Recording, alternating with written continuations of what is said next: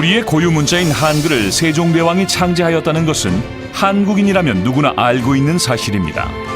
세계에서 유일하게 만든 사람과 반포일, 심지어 창제 원리까지 남겨져 있어 그 역사적 가치가 굉장한데요.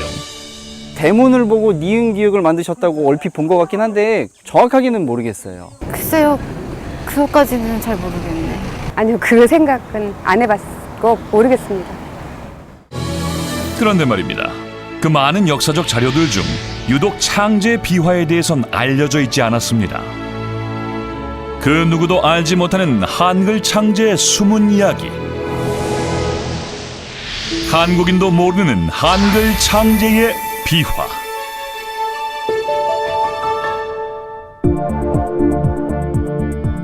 우리는 한글 창제의 비화에 대해 조사하던 중 여주에서 홀로 시위를 벌이고 있는 한 남성의 영상을 보게 되었습니다. 사실일까? 사실이라면 왜 그 남자는 홀로 시위를 하고 있는 걸까? 사람들은 훈민정음을 집현전에서 만든 걸로 알고 있습니다. 여주 시민의 한 사람으로서 그 진실을 정확하게 알리고 싶었고요. 제가 많은 거 바라는 거 아닙니다. 여주에서 수라상을 받으시면서 한글 창제의 아이디어를 얻었다는 거, 그 정도는 인정해 주셔야 되는 거 아닙니까? 이 남자는 도대체 어떤 근거로 한글을 세종과 여주 공동 제작이라 주장하는 것일까요? 과연 세종과 여주와는 어떤 관련이 있는 것일까요? 세종에 관해 모르는 것이 없다는 세종 전문가, 세종연구학 박사 박현모 교수를 만나봤습니다. 세종대왕하고 여주는 정말로 뗄래야 뗄 수 없는 그런 관계에 있습니다. 세종의 어머니의 친정이 여주입니다. 즉 세종의 외갓집이 여주인 것이죠.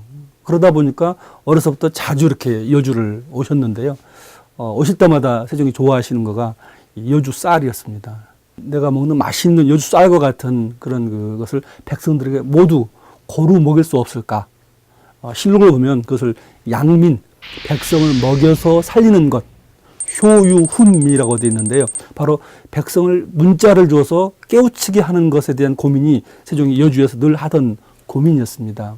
예, 그래서 나온 속설이 하나 있습니다. 세종께서 여주에 오시면 늘 한 그릇 더 먹을 수 있겠는가? 한 그릇 더.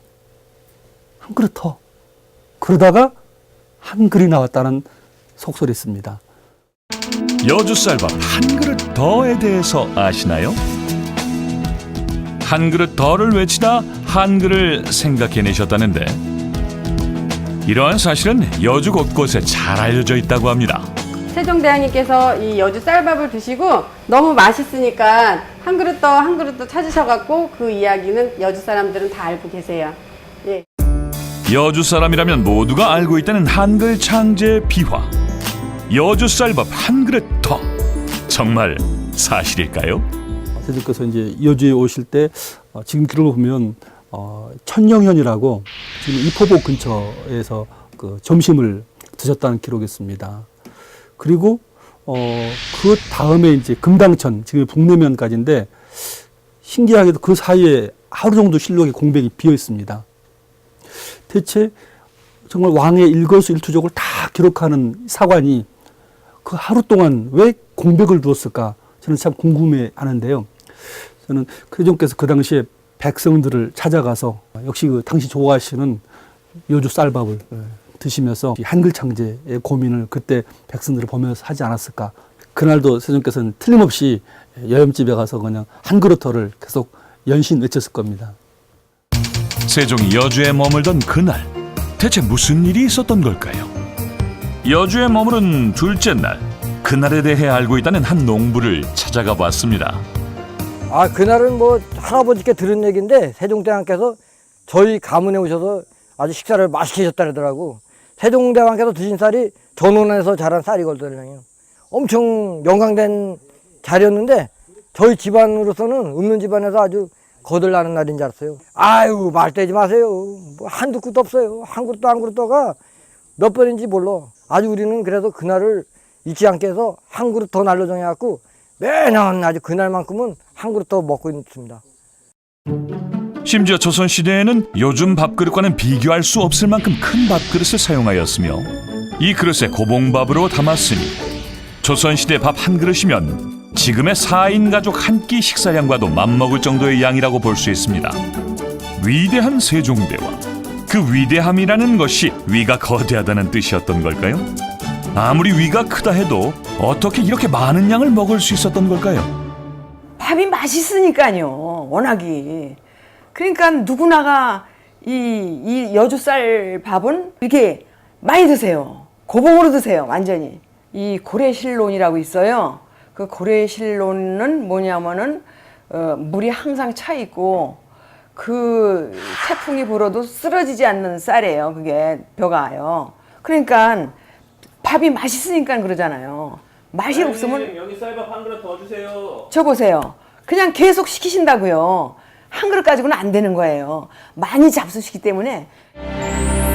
여주 쌀밥 맛을 본 세종은 이후 상왕과 형제들과 함께 여주를 자주 방문하였고 더 신선한 여주 쌀을 먹고자 여울물을 파수로로 만들라 명하였으며 여주 쌀밥을 만 백성에게 맛보여주기 위해 여주 쌀 생산량을 늘리고자 농사직서를 편찬하는 등 여주 쌀에 대한 애정을 드러냈습니다. 그 후로 세종의 수라에는 여주 쌀만 진상되었고 세종은 대식가의 면모를 가감없이 보여주었습니다. 조선시대 다른 임금에 비해 세종이 유독 풍채가 좋은 것은 바로 이 여주쌀 덕분이라고 할 수 있겠습니다. 언젠가 이 여주쌀과 훈민정음의 그 관계가 드러날 때가 있을 것이라고 기대를 합니다. 여주쌀밥 한 그릇에서 시작되었다는 한글 창제의 비화. 역사 속에서 여주가 어떻게 해석되고 기억될지는 후세들의 몫으로 남기겠습니다.